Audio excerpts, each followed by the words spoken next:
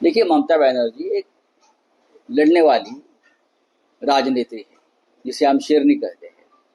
उनको चारों तरफ से घेर कर आप खत्म करना चाहते हो, लेकिन हम सब उनके साथ हैं।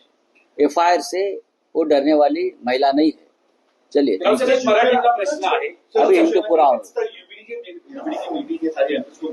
कहा था कि मोदी भी अपने नंबर्स की तरफ बढ़ चुके हैं। क्या ऐसा कोई नियम बना है क्या कि हमारे पार्टी के जो प्रमुख है वो हमारे सांसदों को मीटिंग को नहीं बुला सकते?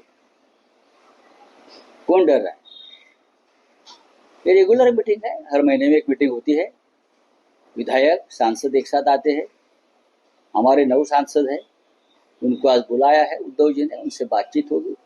जो सांसद यहाँ नहीं पहुंच जाएंगे उनसे हम वीडियो वीसी द्वारा उनसे हमारी बातचीत हम करेंगे। तो एक रेगुलर प्रोसेस है, उसमें नई बात कोई नहीं। ये 2 साल से आप बोल रहे हो, कौन टूटेगा, कौन तोड़ेगा? जिस दिन हमारे हाथ में सत्ता आएगी, बीजेपी नहीं बचेगी, टुकड़े टुकड़े हो जाएंगे बीजेपी, पहले भाग जाएंगे, घर से बाहर नहीं निकलेंगे। आप देखो। एक मराठी प्रश्न आहे, आज राज ठाकरेंचा वाढदिवस आहे, या वाढदिवसानिमित्त तुम्ही त्यांना काय शुभेच्छा द्या? बघा, राज ठाकरे हे माझे मित्र आहेत आणि आजचे मित्र नाहीये,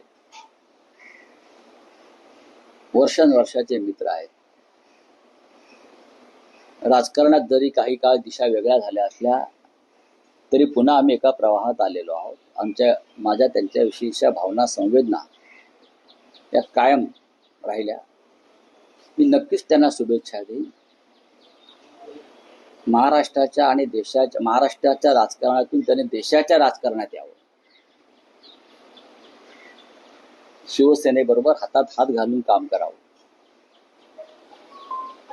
उद्धव आणि राज ठाकरे या दोघांनी मिळून बाळासाहेब ठाकरेंचा विचार आणि भूमिका पुन्हा एकदा देशामध्ये अशा पद्धतीने मांडावी की संपूर्ण देश हा शिवसेनेच्या भगव्या झेंड्याखाली एकत्र यावा। आणि त्यासाठी राजसाहेबांनी सुद्धा फार मोठं योगदान देण्याची क्षमता त्यांच्यामध्ये आहे, ते त्यांनी द्यावं। राऊत साहेब, तुम्ही एक विधान केलं की महाराष्ट्राच्या राजकारणातून त्यांनी देशाच्या राजकारणात यावं।